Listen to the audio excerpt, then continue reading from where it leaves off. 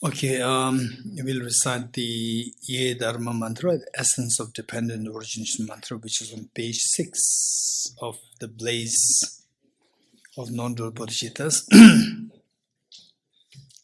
3 times together.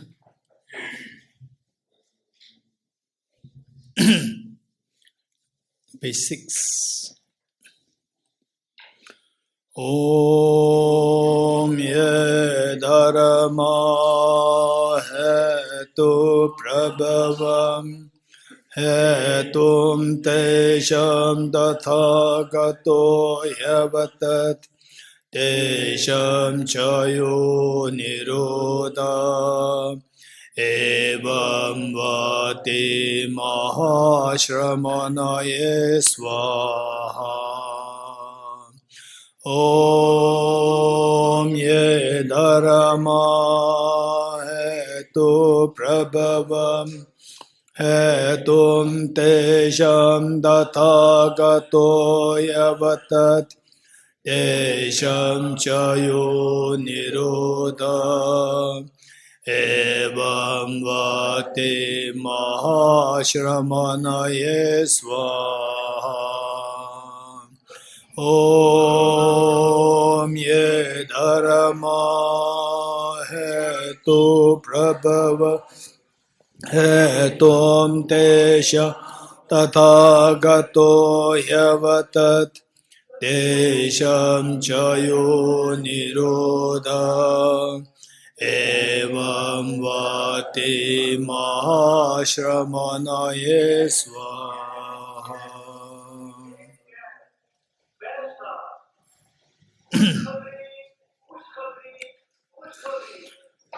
Teatha Om Gate Gate Aragate Arasam Gate Bodhi Swaha Teatha Om Gate Gate Paragate Parasam Gate Bodhi Swaha Tyata Om Gate Gate Paragate Parasam Gate Bodhi Swaha Tyata Om Gate Gate Paragate Parasam Gate Bodhi Swaha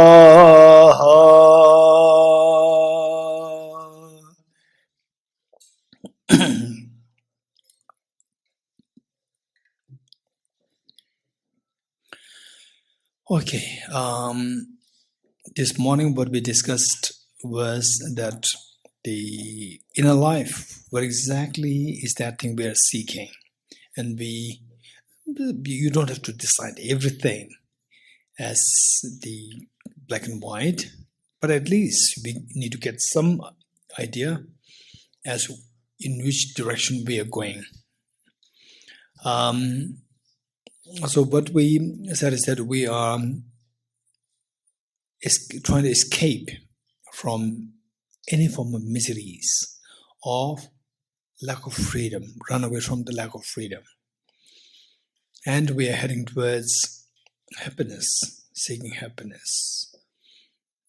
Okay, so from all these several minutes of discussions, we came to this, some form of conclusion. But we should be reflecting on this even more. Not just take this for granted, but continue to explore more. With the age, if you explore, and if you keep exploring,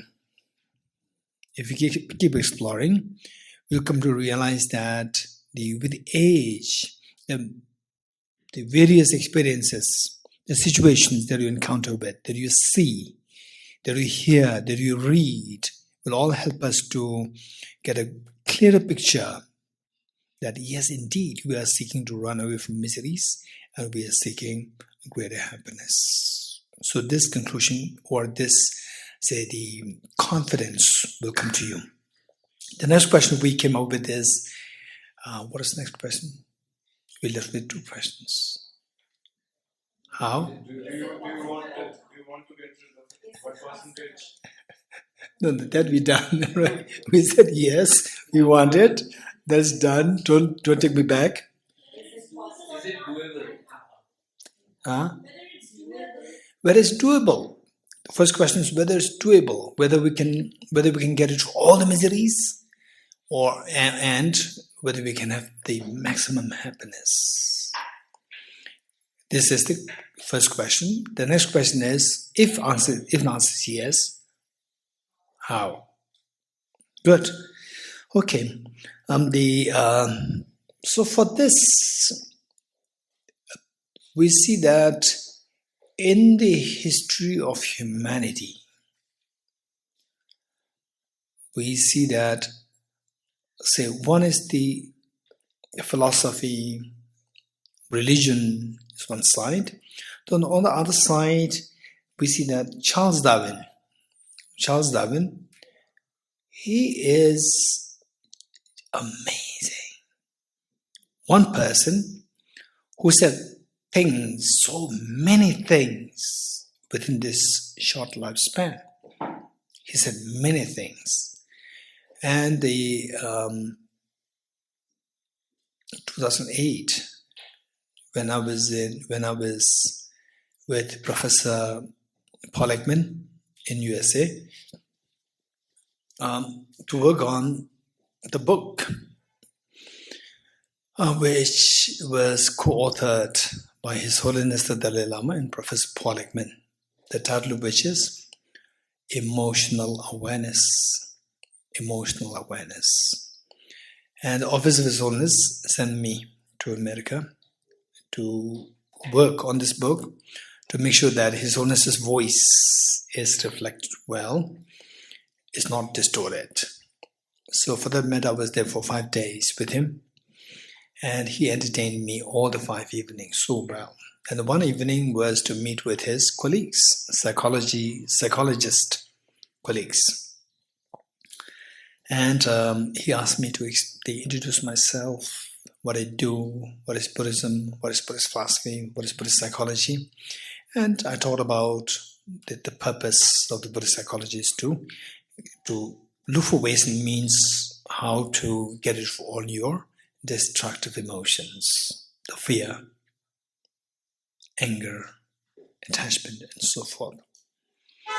And once one lady psychologist, she raised her hand and said that, but it's not possible. Okay, this is what we need to keep in mind, that according to Charles Darwin's evolutionary theory,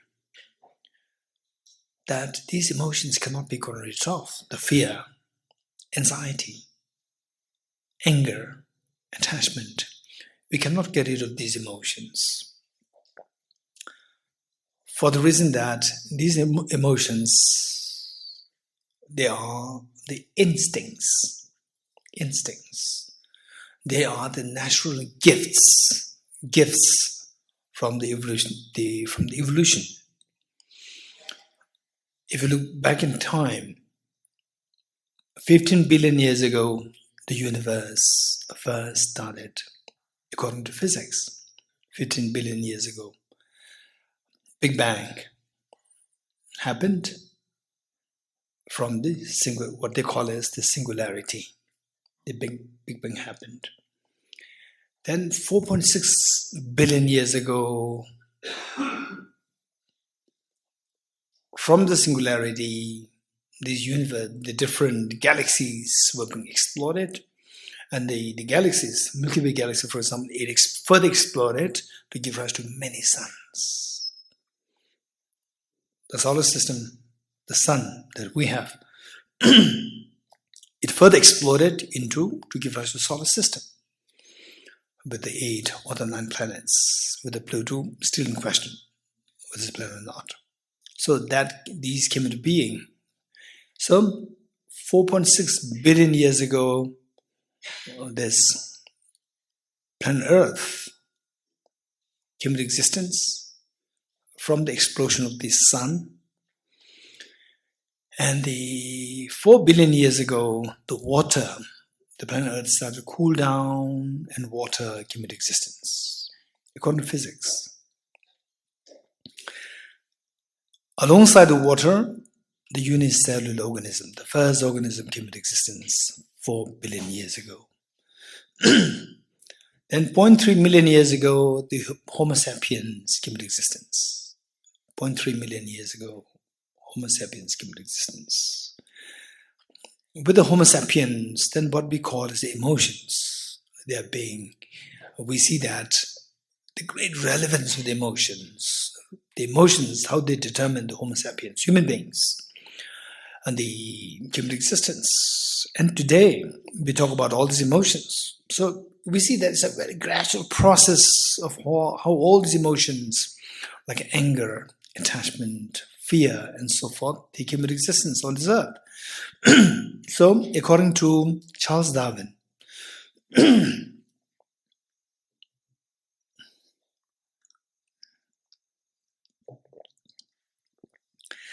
these emotions, they arise, they came into existence through a very gradual process of evolution. So now there are instincts within us. Instincts. We cannot get rid of them, number one.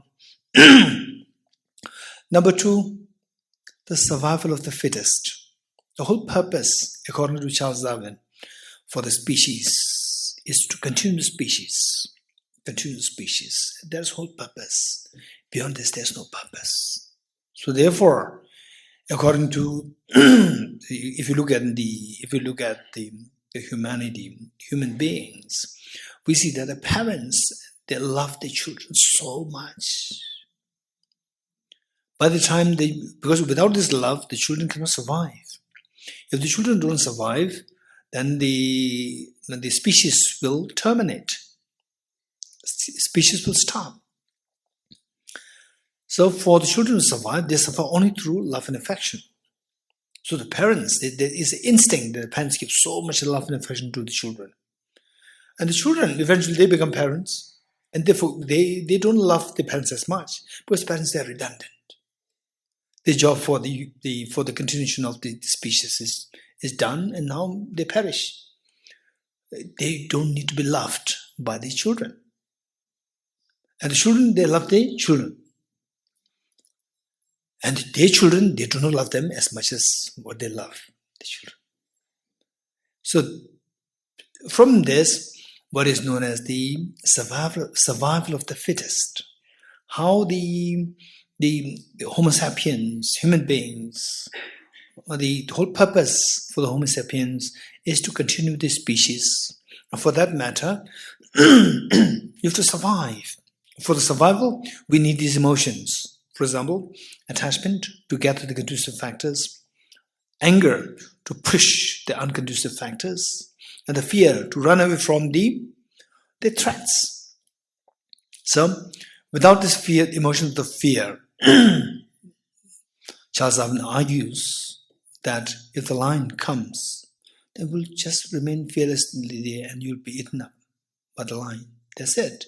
And then you terminate, your species terminate. And so because of which, with the fear, you will run away from this.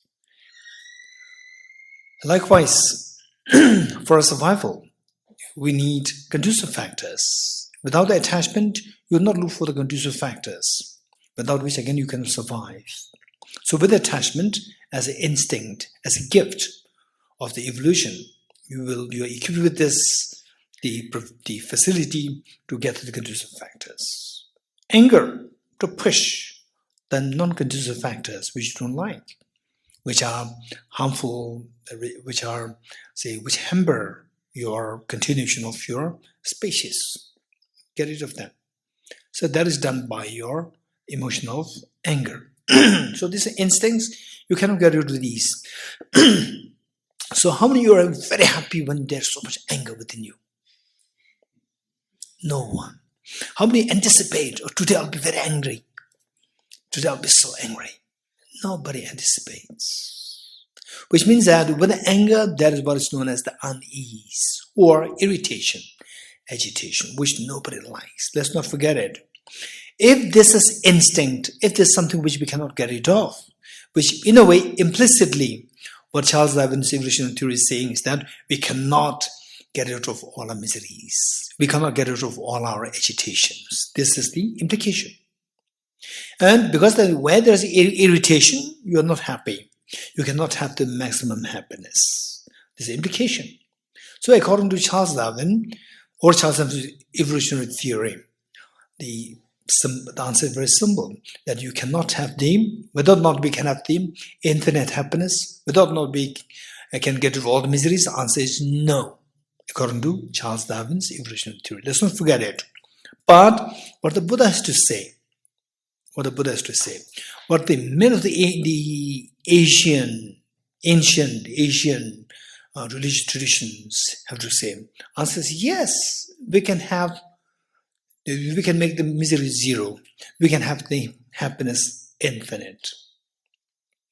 Okay.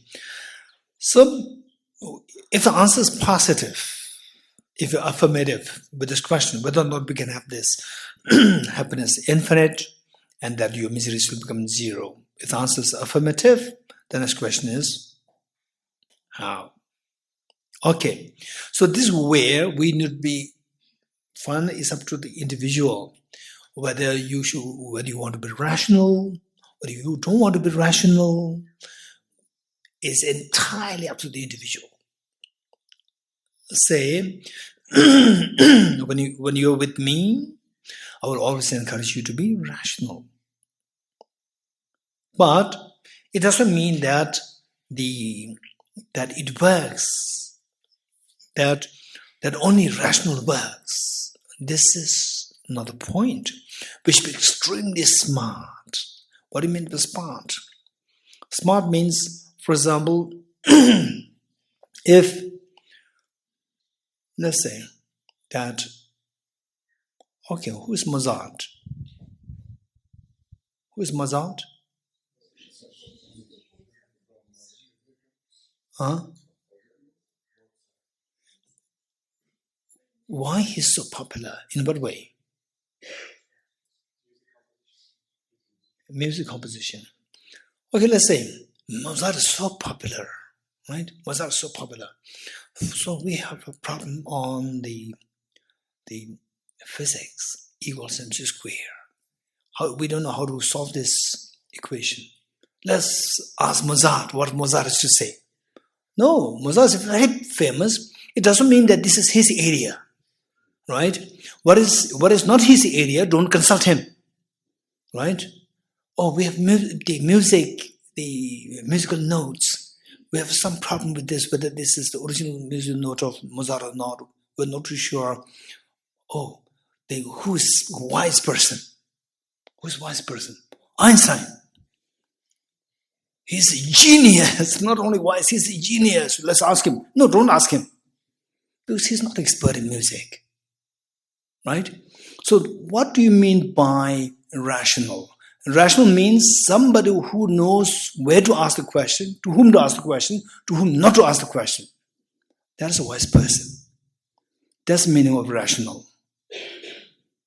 Although we have to ask questions, we have to know things. Then for biology questions, you ask Einstein. This is totally irrational. So rational doesn't mean that you only believe in mechanical question answers. This is not the point. Somebody who is sensible,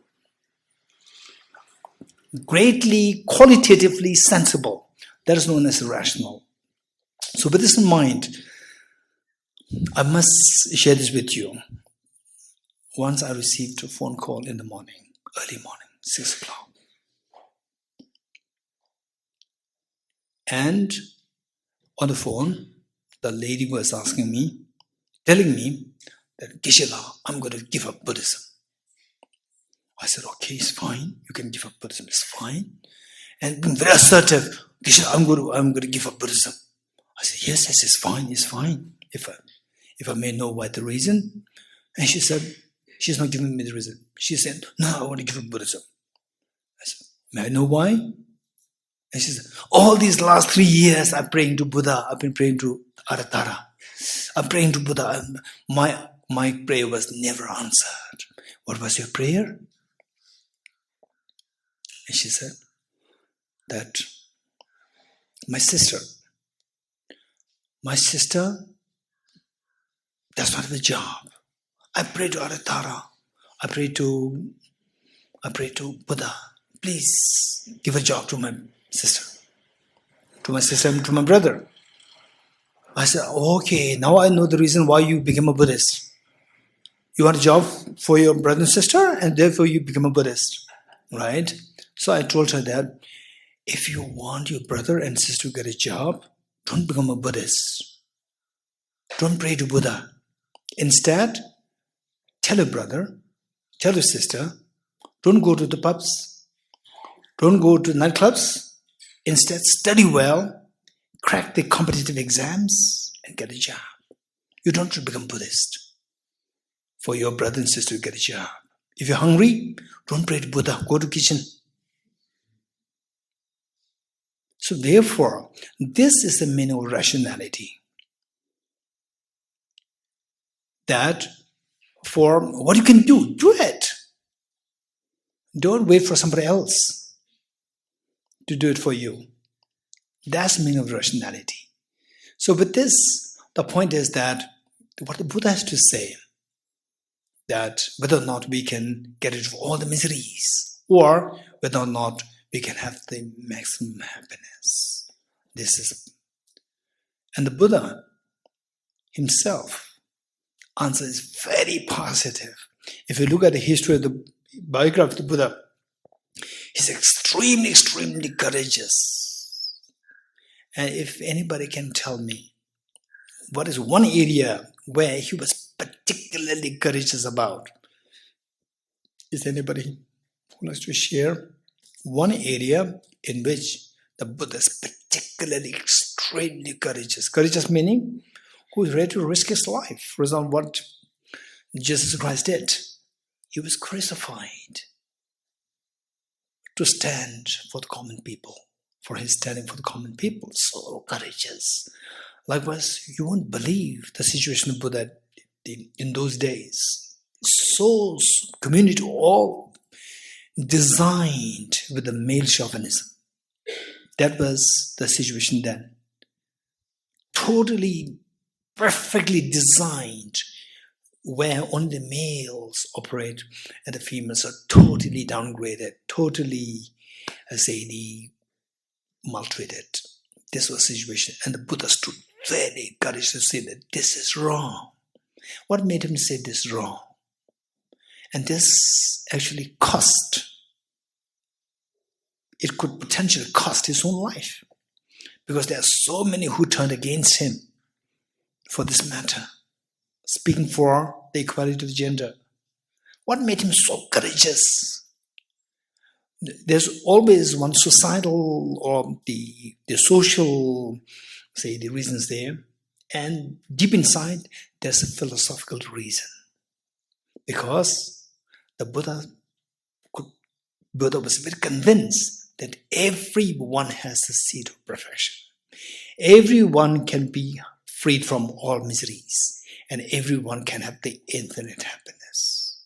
So, in other words, the Buddha's answer to this question, is that doable to have all the miseries removed, that the happiness is infinite? Is it doable? The Buddha's answer is yes. Because of this affirmative answer the Buddha gave, it gave him so much courage to speak for the equality of everyone. Gender equality, equality to caste, creed, gender. This was the deep conviction that he felt. So, answer is yes. That each one of us say, you might say, some of you might be, your livelihood may be so simple. Or your IQ You may think that I'm so low in IQ. I'm not so intelligent in, say, my school days. But this is all underestimating your potential. This is all underestimating your potential. Everyone has the same potential. This is the conviction the Buddha gained. So, if that is the case, the answer is that everyone, if you put effort, you can get rid of all your miseries. And you can get total control, total freedom, 100% freedom. And also that you have the infinite happiness. This is the conviction the Buddha gained.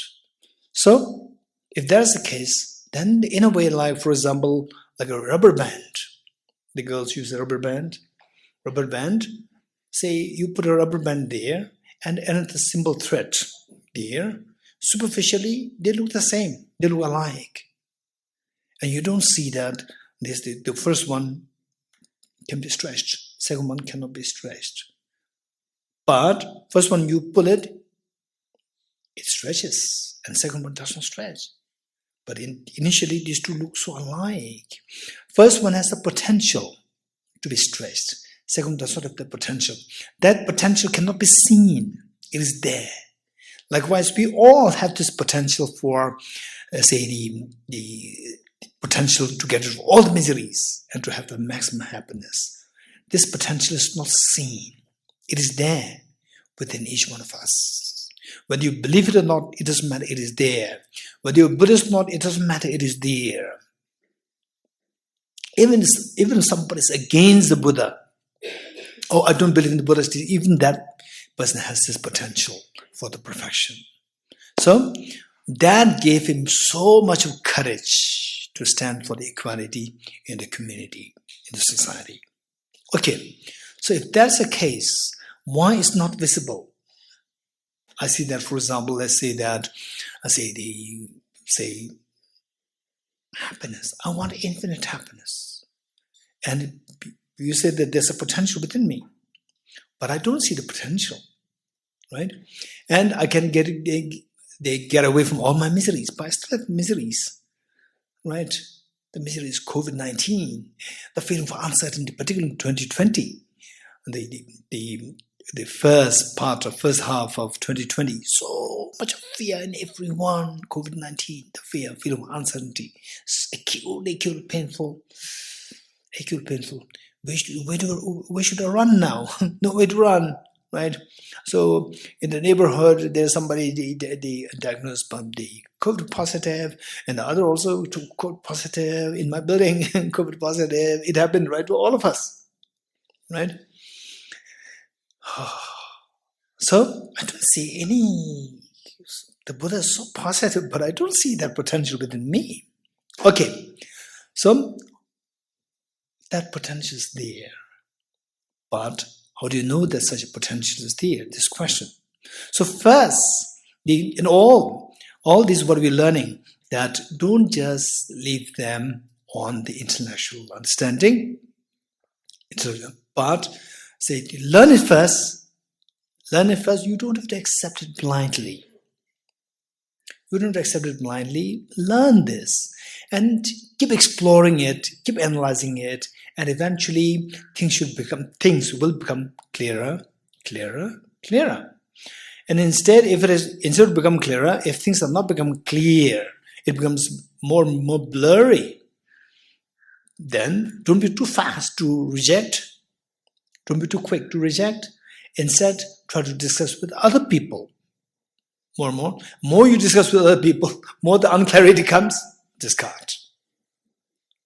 Okay, so with this in mind, what I'd like to share with you is that this is so important approach. The analysis is so important approach. And we keep growing in the analysis. If you do this, we have the faculty, each one of us, we have the faculty of the analysis.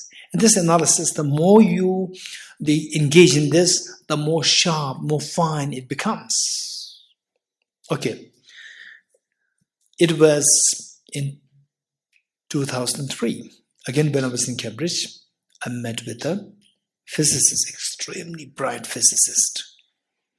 Okay, how many of you are from physics background? Raise hands. Meaning in a college, you took physics. 1, 2, raise hands. 3, 4, 5, 6, 7. Okay, how many of you are not from physics? Raise hands. Okay, including myself. Although I love physics so much, but okay. So let's listen to what he said. He told me. He's a brilliant physicist. He said, in this world, only physics is education. Which means all of us, those who raise your hands, not from physics background, we are not into education. Only physics is education. It's quite, it took me, it little shook my, to what he's saying. I said, why? He said that only physics allows you to have a critical thinking. All others are imitation of the earlier teachers. Let me repeat it, what he said. Only physics allows you to have a critical thinking. All others are imitation of the earlier teachers. Okay. Then I told him, okay, listen what the Buddha has to say.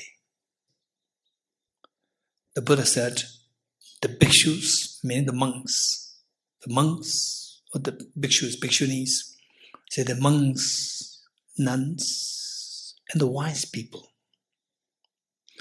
Just as a goldsmith tests the purity of the gold by cutting, rubbing, and burning the gold, you should also examine my words and to put them into practice, not simply because you respect me.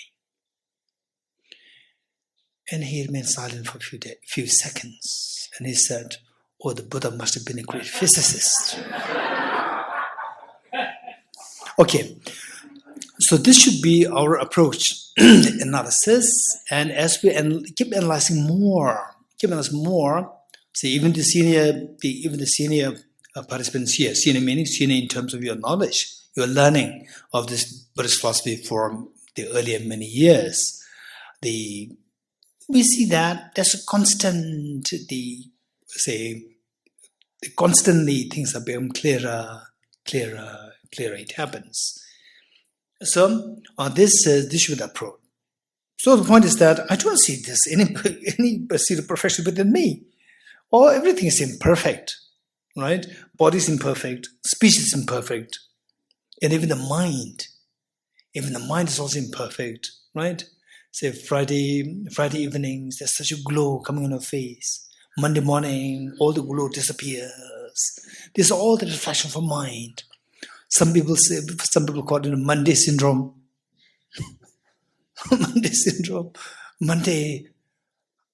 In fact, in one place, there was one little boy who must be age 6 or 7. And I met him and his parents were my host. They hosted me. And he was there. He was extremely active, so restless, active, very happy. And I couldn't imagine him with a very different personality. Monday morning, I could not hear his voice at all. I could not hear him at all. No movement, no talking, nothing. And I don't know what happened. He must have been to school. I asked the father. He said, no, he's there. And what happened? I couldn't hear him at all. And then it was time for him to go to school.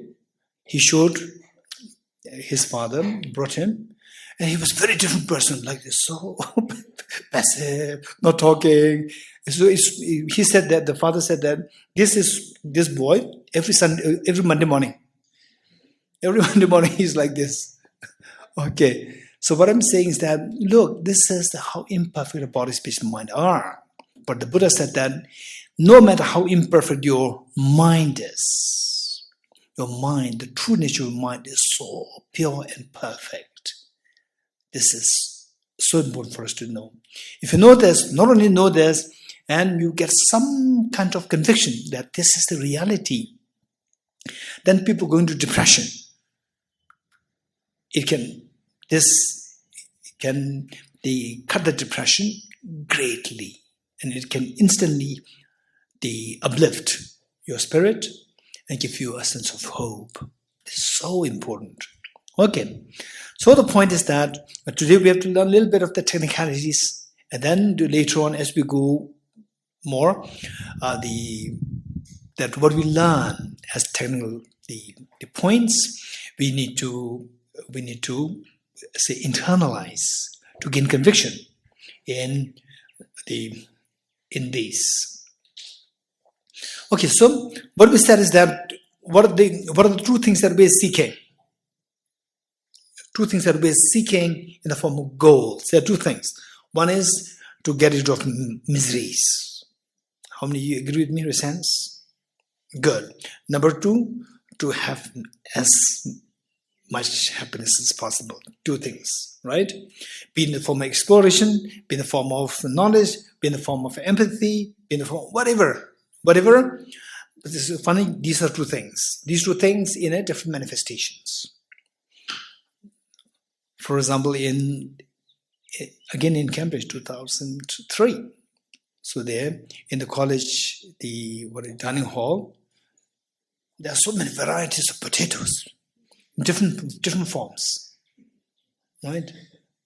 One is mashed potato, fried potato, boiled potato, so all potatoes, right? So likewise, all these different versions, empathy, exploration, knowledge, all this is boiled down to these two things.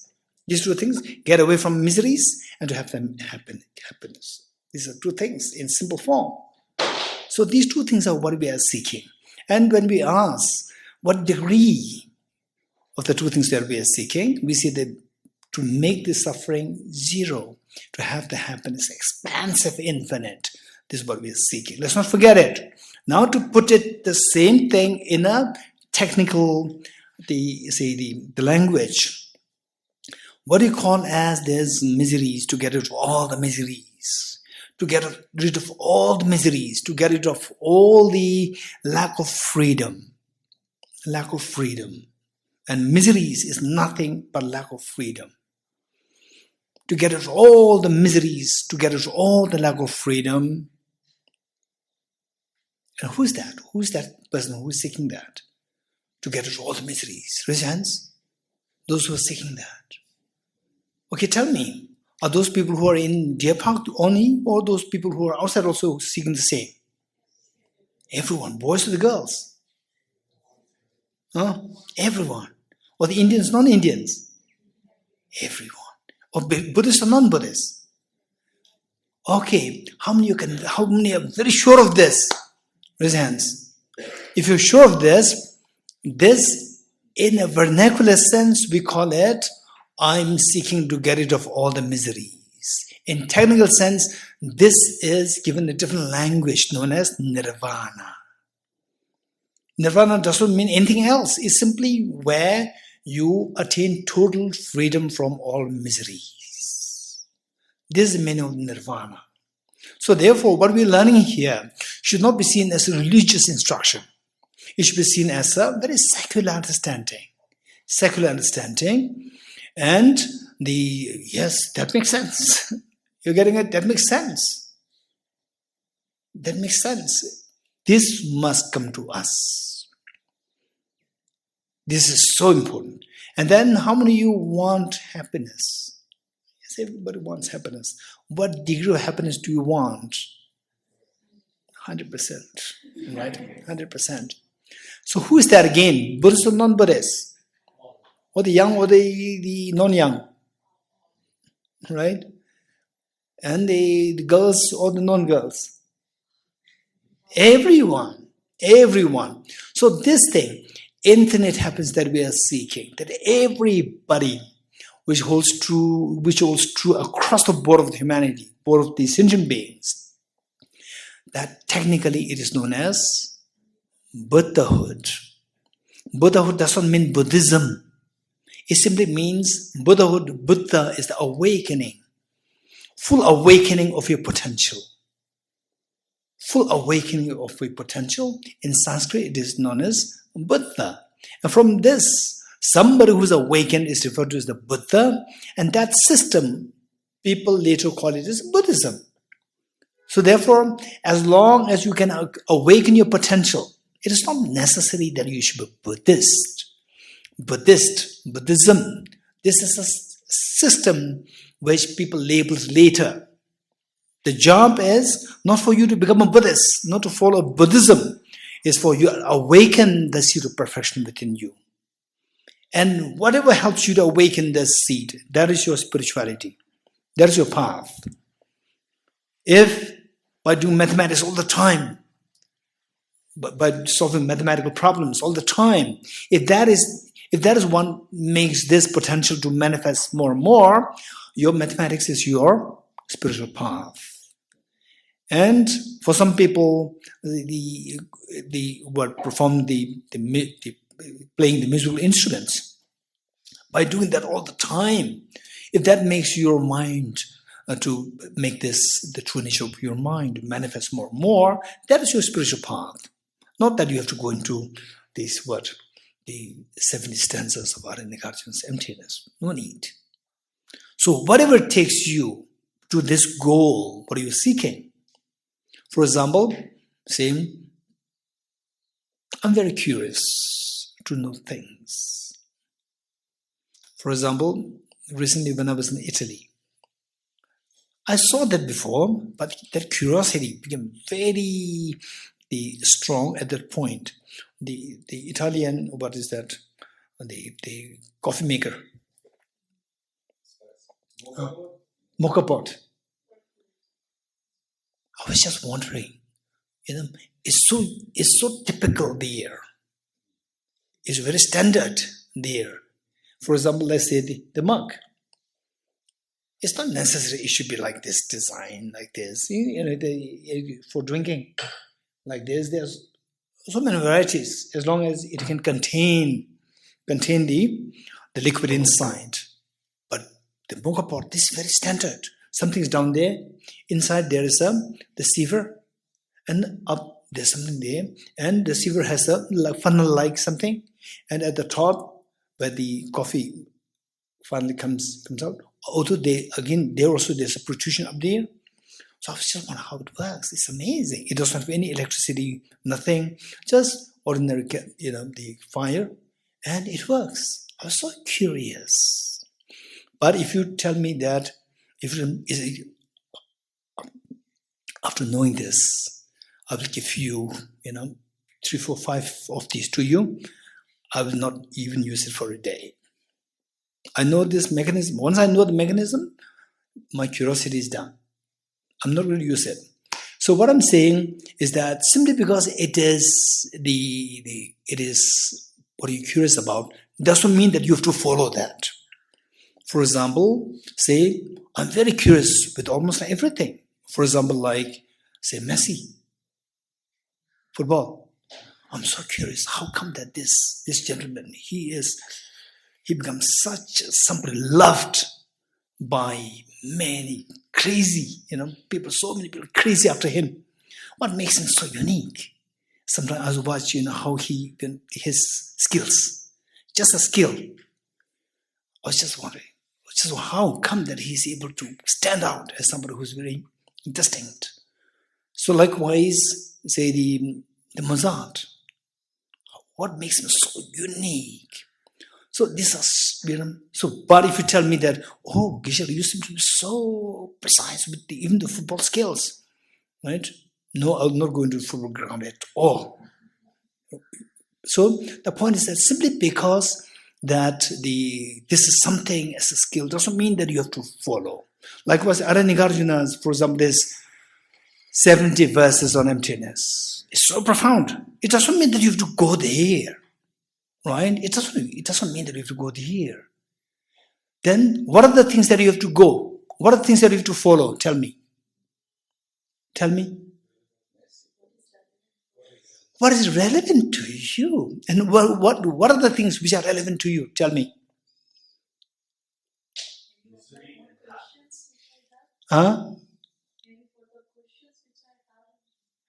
The questions I have in my mind, questions, anyone else?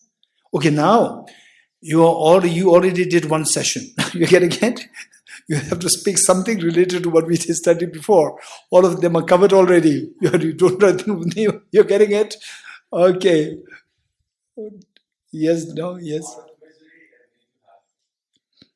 Say what is related to take me away from miseries and what is related to giving me more happiness. Perfect. You're getting this is what we learned. We spent so much of time this morning, right? I think about 1 hour we were interacting, right? And then you get stuck with what answer, right? Oh yeah. So we put all these efforts and then find again you forgot it.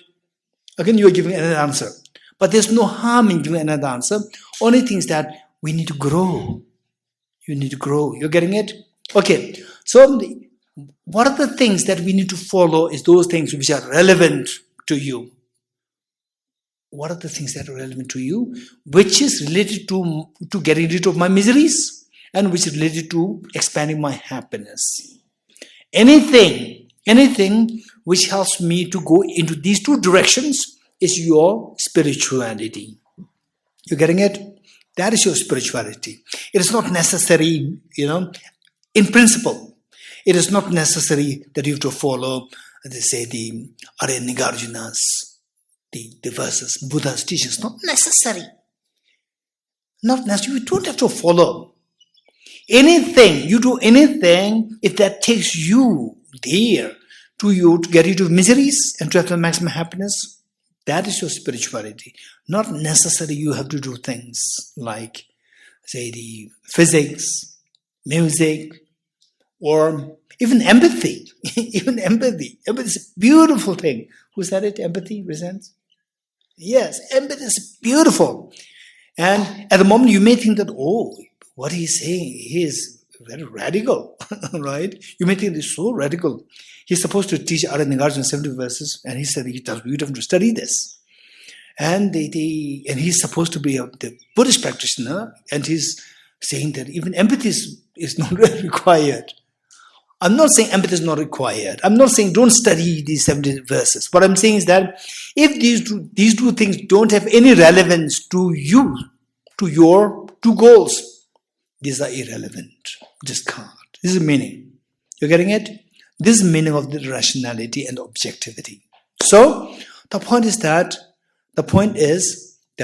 okay, yes, I'm very sure that I want to get away from miseries. I'm very sure that I'm seeking happiness, maximum happiness. And he said, he's quoting the Buddha, and the Buddha is so courageous. Yes, Buddha displays so much courage. Yes, to the extent of risking his life. For many of us, we get a feeling that Buddha is a prince, right? Prince. And got all the education very easily. And then tapasya, his effort. And then became Buddha, respected by everybody. Even after becoming Buddha, he was challenged by the society. Society which was extremely man-chauvinistic, extremely caste-oriented. They challenged him so badly. Although as a prince, as the awakened one, still he was challenged. And yet he stood so firm, so courageously, not deviating his standpoint even an inch. Because he got the conviction there. Everybody has the seed of perfection.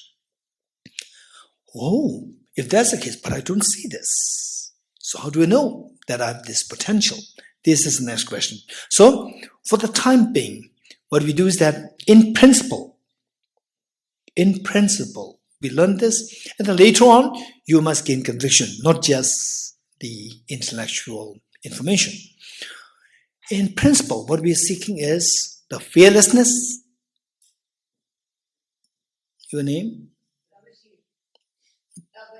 Tabashi, what Tabashi said is the fearlessness and the freedom from miseries, freedom from loss of the freedom from miseries, and the fearlessness is one thing that we are seeking.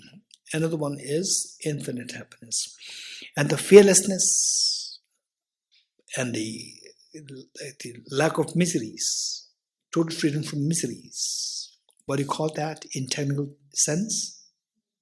Nirvana. Let's not forget it. So in a secular sense, in a secular context, we call it freedom from all miseries, which everybody will agree. But the same thing with a different language, it is nirvana. And the infinite happiness that we are seeking. In secular context, we can say we're all seeking maximum happiness. So in technical language, it is known as Buddhahood or the omniscience, state of omniscience. Let's not forget it. Okay, two things. So these are two goals. Let's not forget it. And these two goals, whether you like the label or not, it doesn't matter. But the reference of these two labels, everybody's seeking. Let's not forget it. These two goals. And what we learned is that these two goals are achievable. For these two goals to be achievable, for example, like say, handful of sunflower seeds. You squeeze, oil comes out of it. Handful of sand, you squeeze, no oil comes out of it. So what's the difference? So for the oil to come out, the causal factor should have the component for the oil. If that is missing, then no matter how much effort that you put in, nothing will come out. So likewise, for us to experience the infinite happiness, for us to experience the fearlessness with nirvana, there should be a seed of nirvana within you, without which you will not experience nirvana. And for us to experience the infinite happiness, there must be a seed of infinite happiness within us. Okay, from this what we learn is there are the two goals that we aspire. And there should be two potentials within me. There are two seeds within me. Right? And these two seeds, although these two are there, it's not visible. Not visible means, for example, let's say, this watch is not visible now. Right? Why is not visible? It's covered by something. It's obscured by something. Likewise, each one of us, we have these two wonderful seeds within us. But why don't we see these? Because these two are covered by something. Covered by something. Right? So, since there are two seeds there must be two covers.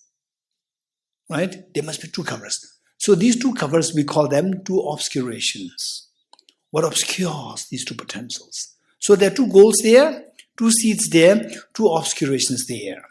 And the obscuration which obscure the potential for you to experience fearlessness or freedom from miseries, that is known as afflictive obscurations. Obscuration which obscure you from attaining nirvana in technical terms is known as afflictive obscurations. Afflictive obscurations.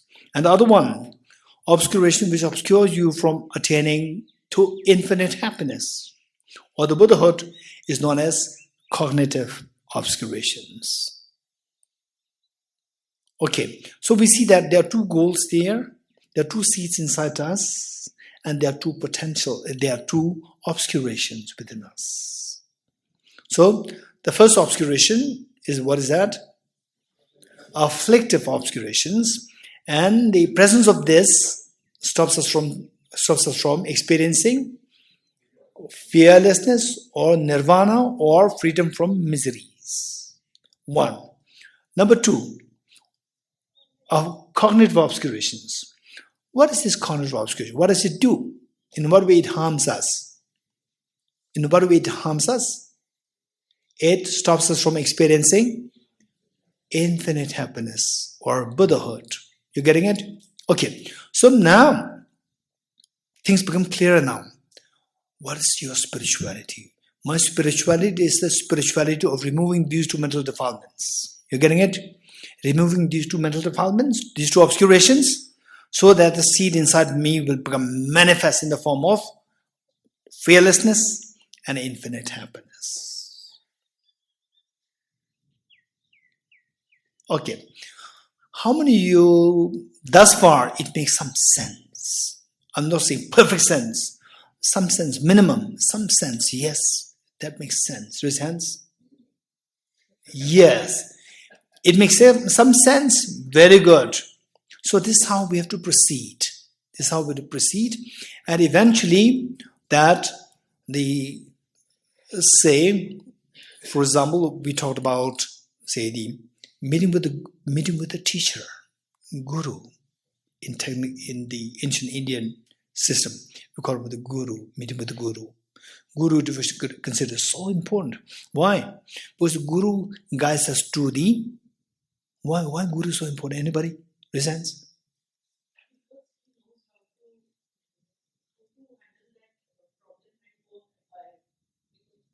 Which problem? Any problem. Problem of not getting food. Problem of not knowing quantum mechanics.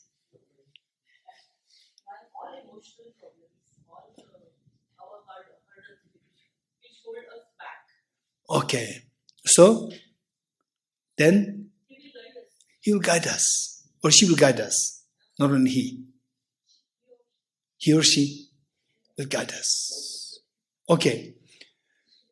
Then but oftentimes we are by ourselves. Right? Oftentimes we are by ourselves. Your guru is in retreat. You cannot go with the guru. Right? So what do we do? Oh, then nobody is there to guide us.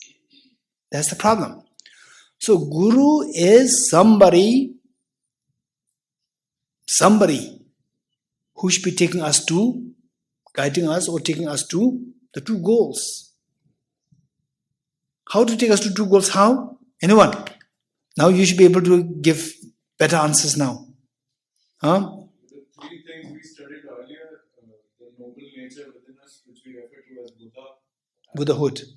Seed of Buddha nature. The seed of Buddha nature. And the other one is the Sangha, I think, and the third one is the Oh, so okay. nature, the Dhamma. Buddha Dhamma Sangha. So now tell me, say that, how do you say, what do you mean by the guru taking us to their two goals? Where are the two goals? In Tibet?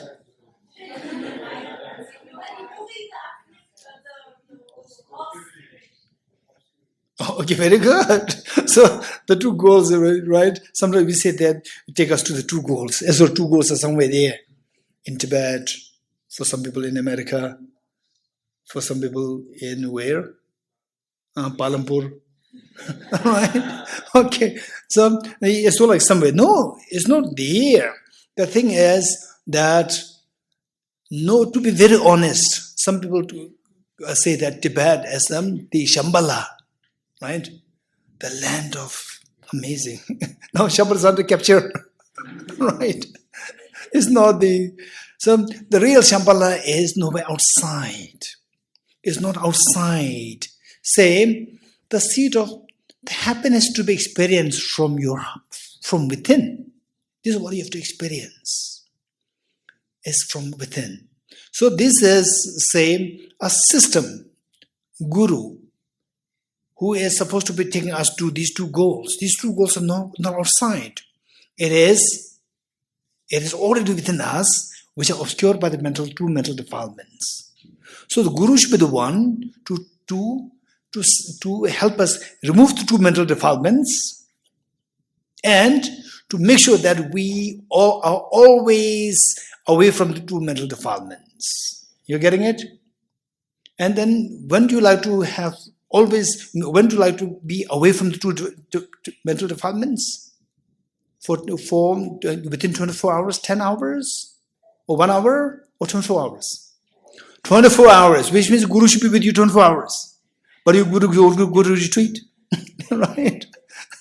So your Guru should be with 24 hours with you, because you want 24 hours of security from these two mental defilements. So who is that real Guru? Is you have to identify that. Say external gurus, they leave you. They leave you, they go to retreats, they even pass away, right? They even leave this world. But external gurus are to introduce you to a guru who is 24/7 with you. What is that guru? Right? Let's not go rash. Let's not rashly go to decide what that is.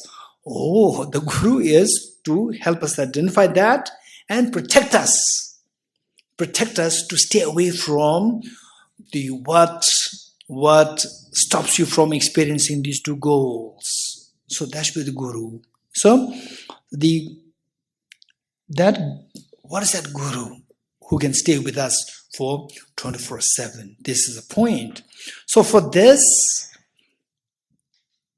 okay, is there anybody who can guess what that guru who is going to be with you 24/7 is? What is that like? Anyone? Can you guess?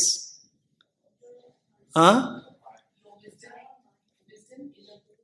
Your wisdom, your breath, your mind, consciousness, dharma, elements, logical thinking, the presence, reactions. Okay, how many have the reactions? Raise hands. How many react when somebody says, "What a stupid guy," right? You react very fast. So you react, but that is not the guru. It cannot stop you. It creates more problem, right? And then the consciousness. We have the consciousness always, right? But it doesn't protect us. The dharma is there always in my library, in my house. There's the library of dharma, right? Sometimes even the books, they are eaten by the maggots, right? Even the dharma books, they're eaten by the maggots. But nothing's happening here. It all lies in the shelf. So what else? Your name? Jenny. Naveen and Jean, Jenny. Jean. So Jean may be telling inside Jean, I don't mean the dharma in the shelf, dharma in your mind, right? Okay. Then reaction is done. Then what? Potential. We all have the potential, but nothing is happening. Presence. We all have the presence. Huh? Being present to the potential. Okay, what do you mean by that?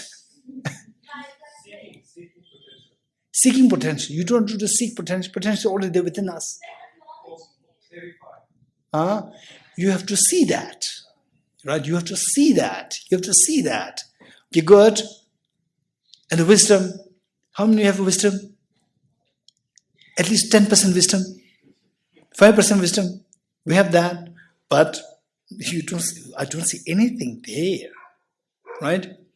Okay. So what is that guru? That is so important. So the external guru is to help us to identify the internal guru.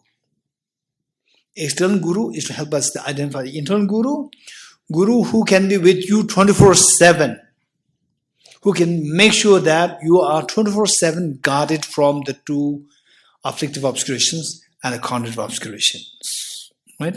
So what is that guru? That is what we are looking for. Okay. 12:30, right?